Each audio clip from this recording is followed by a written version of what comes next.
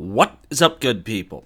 Jungle Inc. here, hope you're doing well. Bitcoin up about 2% on the day, 62,600. Ethereum also having a nice day, up 2.8%. And look at that, XRP up 2% as well, sitting at 60 cents. Now, out of your top coins, it was a good day for your meme coins and your dog coins. We have Doge up about 19%, Shiba up 28%, Pepe coin up about 48%. Pretty good day also for Fetch AI. Yay for that, up 21%. And also Singularity Net, AGIX, up about 30%. Good to see that. Now, I did a poll today on Twitter. I said, people, what's next? Is this crypto market going to continue roaring up? Or are we going to see a pullback? 72% of the people that voted said we are going to continue to rock and roll. This run continues. We are going straight to the heavens. Let me know down below what you think. Hester Peirce, speaking at ETH Denver, emphasized the advantages of decentralization for the country's financial systems. And you know me, I'm no fan of Hester Peirce. I think she's kind of like this good guy, bad guy routine in some ways. But she said the following: decentralization can bring resilience and strength to the financial system. So I'd love to see that, of course. Of course, she had her everyday excuses. The whole concept of decentralization stands very much in contrast to what we're used to at the SEC. It's hard for them to efficiently regulate whatever.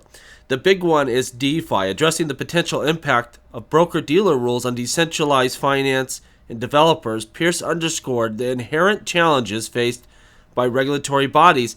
This is a deal. I mean, they're going to have so many stupid requirements that a DeFi, we're talking about a decentralized, a blockchain application. How is it going to register with the SEC? Like, this is just stupidity. They'll chase everyone out of here until we come to our senses and we have some applicable laws. I'm not saying let this be a wild, wild west, do whatever you want.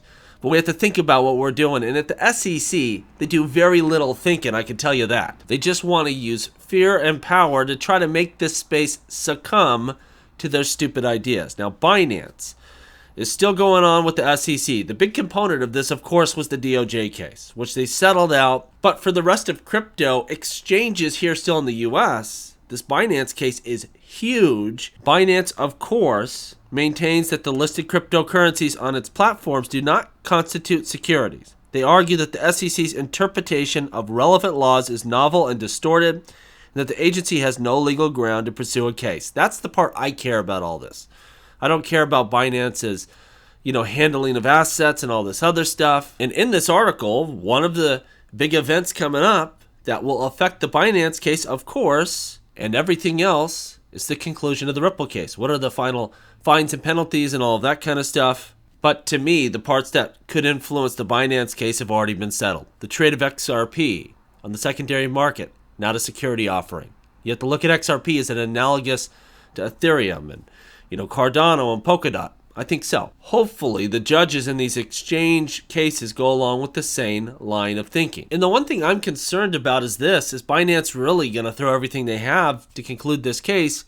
Because they're exiting the U.S. market anyway, and how much they really care about this. This was the minor pesky part of their legal issues, but we want them to really push for a strong resolution here because it'll affect Coinbase, Kraken, and every crypto project that wants to do business here in the U.S. Let's hope they do as much as they can here to get a favorable ruling.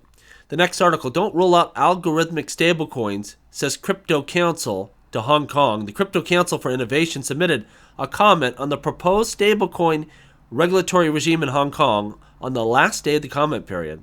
The advocacy group 5-page letter contained substantial criticism of the proposed reserve and operational requirements and mounted a lively defense of algorithmic stablecoins.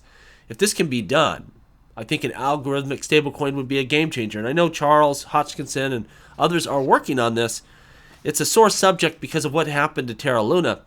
Did Luna blow up because algorithmic stablecoins aren't possible, or because it had built into it this Ponzi, pay you unrealistic interest component? What's the problem? Algorithmic stablecoins or the Ponzi-nomics of Luna?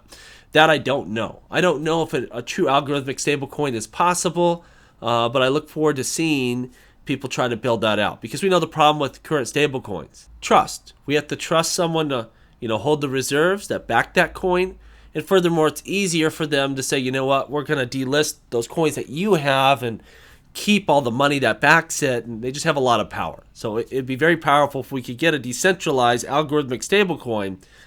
Personally, I just don't know if it's possible or not.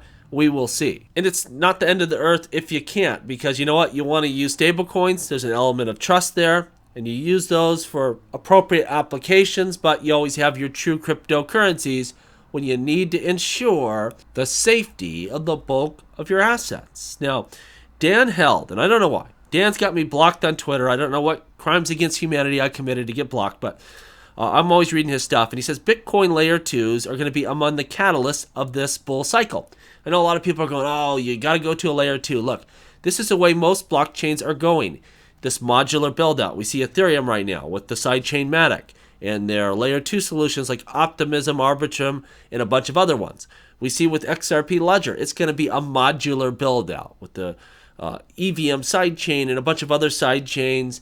And so it makes sense also with Bitcoin that they're going to build out that network in a very similar way. The emerging Bitcoin layer 2 sector will be one of the main narratives driving Bitcoin price to unprecedented highs in this bull cycle, says Dan Held.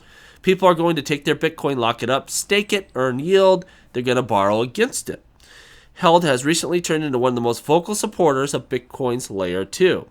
Bitcoin will soon take over a large portion of the DeFi market, competing with established platforms such as Ethereum and Solana. Let me know what you think down below. Will Bitcoin be a true player within the DeFi space? Lastly, Vanguard CEO to retire out of nowhere. Will the firm change its anti-Bitcoin ETF stance? You know, just from using Vanguard, I have some S&P 500 holdings on there. It's kind of a stuffy platform. Not my favorite. I believe it is their right, I guess, as a platform to say we're not going to offer this to our customers, but it's also the customer's right to lead the platform. And I don't know why they don't anyway, to be honest. I'm no great fan of Vanguard. I think you get better service at Charles Schwab or Fidelity or one of the other major brokerages out there. But I think long term, if they want to be competitive, they're going to have to allow for this. Even major investors are going to have at least a portion of their portfolio in crypto. And there is no reason to take that stance and say, we're not allowing it. It's bad business. Simple as that. Is that why the CEO of Vanguard retired? Probably not. Probably has nothing to do with it. But we'll see. I bet you Vanguard caves eventually and allows people to invest in ETFs, things like that. If not, probably a lot of people leave their platform. Probably they should anyway. Let me know what you think down below. And as always, please like, please subscribe. The revolution will be televised right here on Jungle Link.